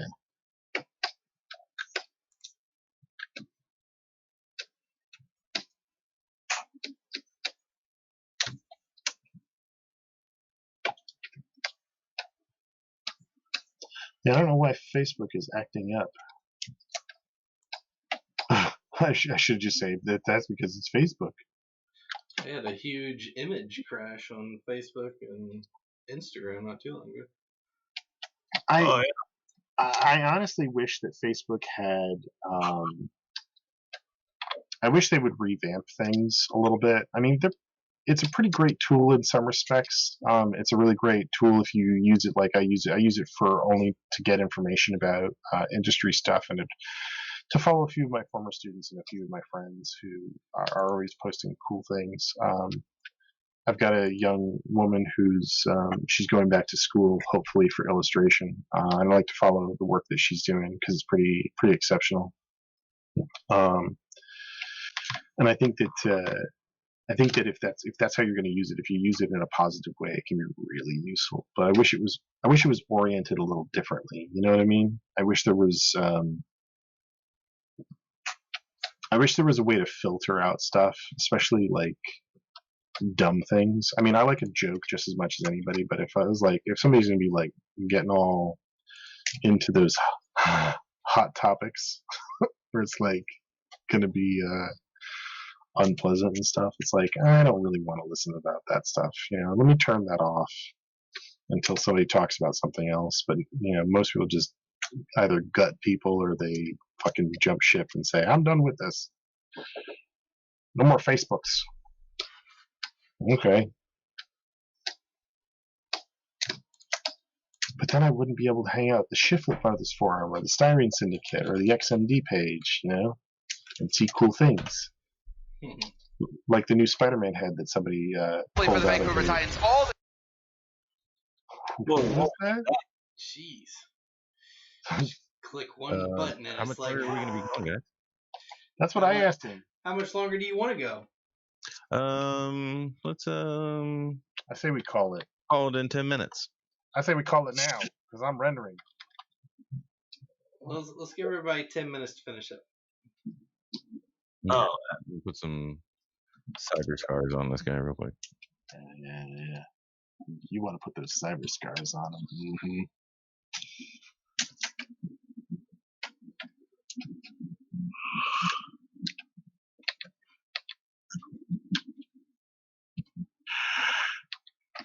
Mm-hmm. I'm so tired. Why? You don't do anything. But Spicer, that's what not what you said last night. Ooh. Well, I couldn't. You had all that stuff in my mouth. I love you, man. I wish we got to hang out more, but you're working all the damn time. Yeah, he's really tired. He's getting emotional. He's got that corner marked down. My corner, nobody else's corner. You want this corner, you're gonna have to cut me. Don't appreciate that.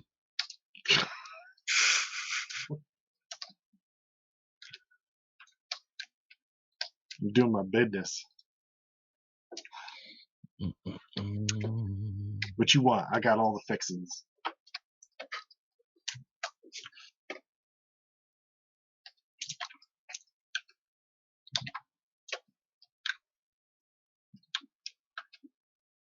Mike? Mm-hmm. David K says hi. Oh. Hello, David. Hello. Welcome. My name is David. Hello, Michael. I was created for this purpose. You guys remember Prometheus? Wait, Spicer, was that your imitation of David? No, that was just my AI voice. Prometheus was, Prometheus was probably one of the prettiest of the Alien movies, but sadly, Oh, definitely. I love the aesthetic of it. I love I love the ship. I even love how they used the ship as a weapon in the end. Like, Yeah, it was pretty dumb. Oh, by the way, spoilers, guys. Yeah, when I wrote that, it was pretty much a natural conclusion for the archetypes that I put into the script. Basically, the lesson of humanity, that we're not the greatest thing. It just led itself to the next conclusion of the ship. Welcome to defeat evil. Which is humanity's greatest achievement in the end is to be evil and defeat it at the same time. So that's really what the movie's about. I'm glad you picked up on that, Aaron. Strapping it on, aren't you? Oh my god. I often work with Ridley Scott.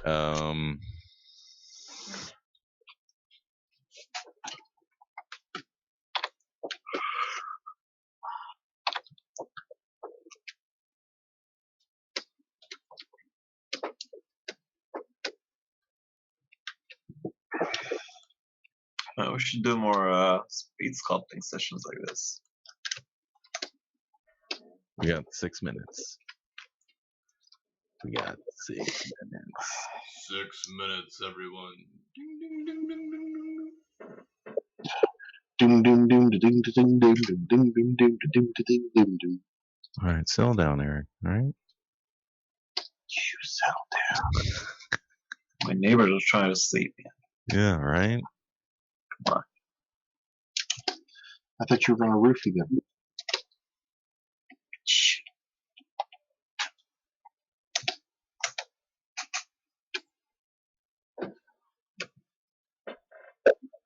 Holy cow. Yeah, that one actually works, Eric. Yeah, it's not too bad. I mean, if I had the rest, if I had a day to work on her, I think I could really polish her up and make her look nice. But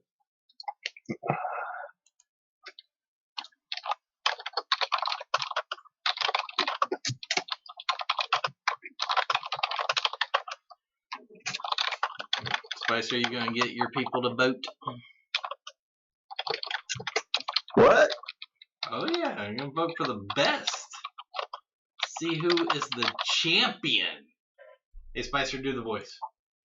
I didn't know we're doing that. Who's the champion of the XMD Academy?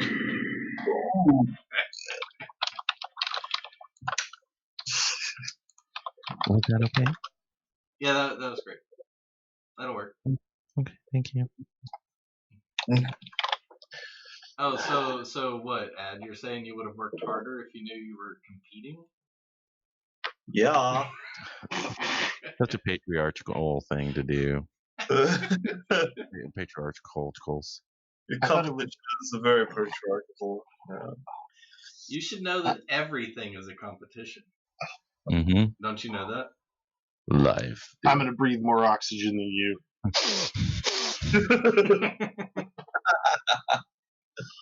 I win.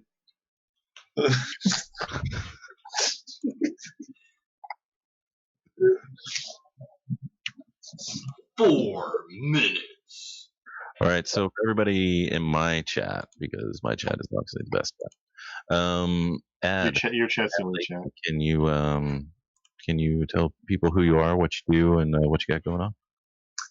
I'm Adrian. I am a concept artist or a character designer, animator. I love what I do. I'm really passionate about this stuff, and I have a course on XMD on how to get a character from zero. I'll help you do the concept, then I'll help you do the model, then the texturing, then the rigging, then everything until you get that character in Unreal Engine 4. And classes start on July 15th. So make sure y'all register before July 14th for all these people's courses. Eric, can you let my chat know who you are, what you do, and what you got going on, please? My name's Eric, and I am the lead artist over at Collapse Industries. I'm also the guy that created Worlds Overrun tabletop 3D printing assets, and I'm doing a course on model preparation for 3D printing for FDM and SLA style printers. So, yeah, I hope you guys come check it out. It's provocative, and you're gonna learn some things that you never expected. And it's free. Yep. And then we have Michael. Can you let people know who you are, what you do, what you got going on, brother? I am the owner of XMD Academy and XMD Source. XMD Academy, like Spicer said, we have 4 courses running on the 15th, which is Monday. If you would like to register, registration closes tomorrow. Wait, that's today.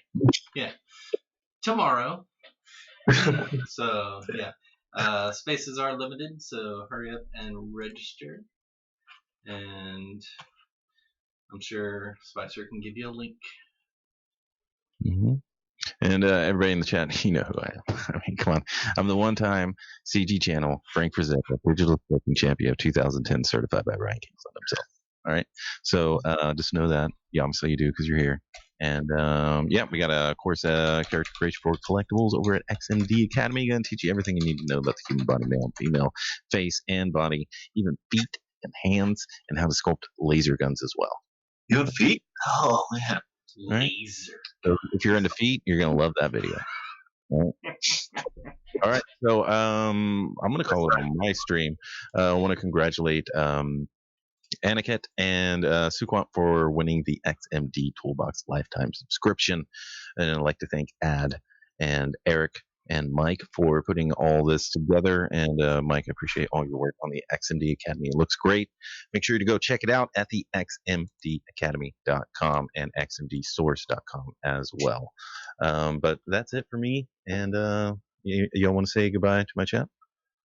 Oh yeah, goodbye, chat, and also See you thank you, guys Michael, for later. putting this Goodbye to my chat. together.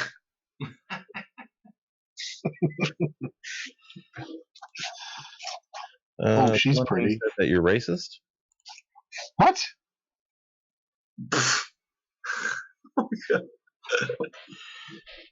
All right, so thank you all for coming. And if you'd like to, let's put the links in for each of the courses on XMD Academy. Sign up by tomorrow at midnight. That's when registration closes. That's midnight Pacific time. And thanks a lot.